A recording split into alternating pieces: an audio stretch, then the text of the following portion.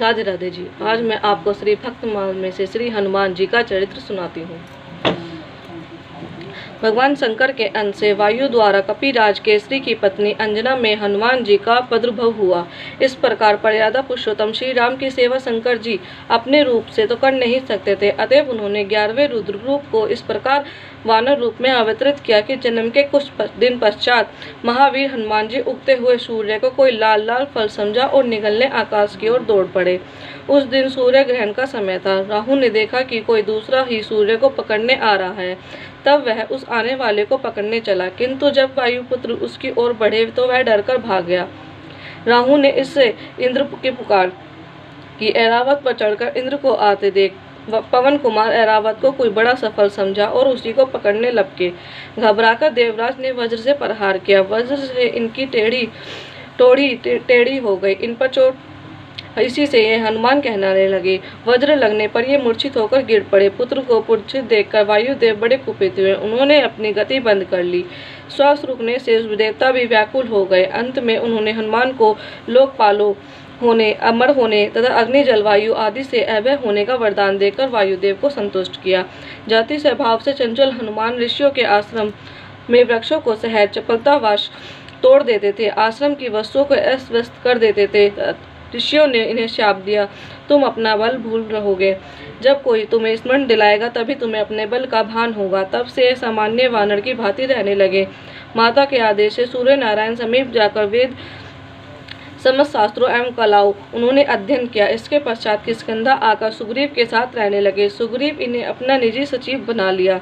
जब बाली ने सुग्रीव को मारकर निकाल दिया तब ये सुग्रीव के साथ ही रहे और उसकी विपत्ति में उसका साथ दिया। बचपन में माता अंजना से बार बार आग्रह पूर्वक इन्होंने रामचरित्र सुना था। अध्ययन के समय वेद में पुराणों में श्री राम कथा का अध्ययन किया था। किष्किंधा आने पर यह भी ज्ञात हो गया कि प्रभु ने अयोध्या में अवतार धारण कर लिया है।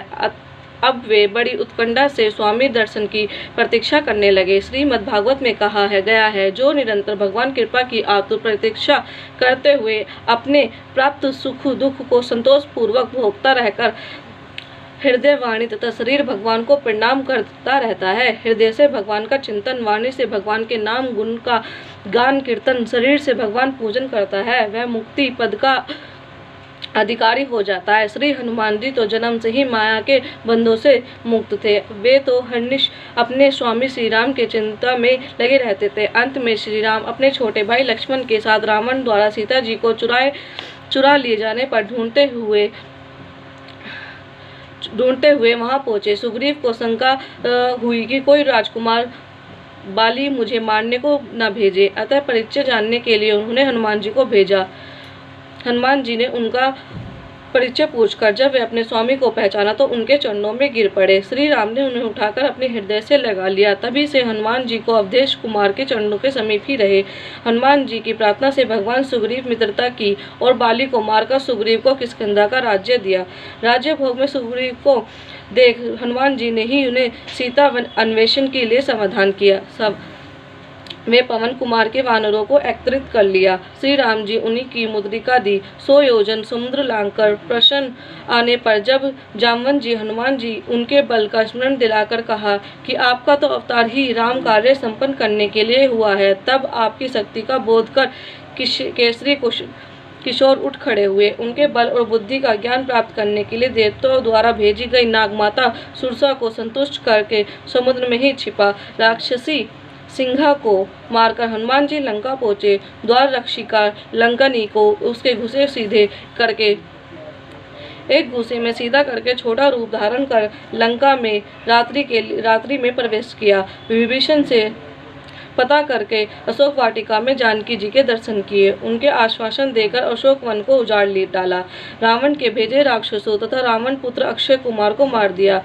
मेघनाथ इन्हें ब्रह्म अस्त्र में बांधकर राज सभा में ले गया। वहां रावण को हनुमान जी में भी अभिमान छुड़ाकर भगवान की शरण लेने की शिक्षा दी। राक्षस राज की आज्ञा से इनकी पूंछ में आग लगा दी गई। इन्होंने उसी अग्नि से सारी लंका फूंक दी। सीता जी से चिन्ह स्वरूप चूड़ामणि लेकर भगवान के समीप लौट आए। समाचार पात्र श्री राम युद्ध के लिए प्रस्थान किया। समुद्र पर सेतु बांध गया। संग्राम हुआ और अंत में रावण अपने समस्त अनुचर बंधु बांधवों के साथ मारा गया। युद्ध में श्री हनुमान जी पराक्रम, उनका शौर्य, उनकी वीरता सर्वोपरि रही। वानरी सेना के संकट के समय वे सदा सहायक रहे। राक्षस उनकी हुंकार से ही कांपते थे। लक्ष्मण जी जब मेघनाद की शक्ति से मूर्छित हो गए, तब मार्ग में पाखंडी कालनेमिकी को मारकर द्रोणाचल को हनुमान जी उखाड़ लाए। इस प्रकार संजीवनी आने से लक्ष्मण जी चेतना प्राप्त हुई। मायावी अहिरावण जब माया करके राम लक्ष्मण को युद्ध भूमि से चुरा ले गया, जब पाताल जाकर अहिरावण का वध करके हनुमान जी श्री राम जी के भाई लक्ष्मण जी के साथ ले आए। रावण वध का समाचार। वह मनी ली। इस द्वारका में कानों कान यह बात फैलने लगी कि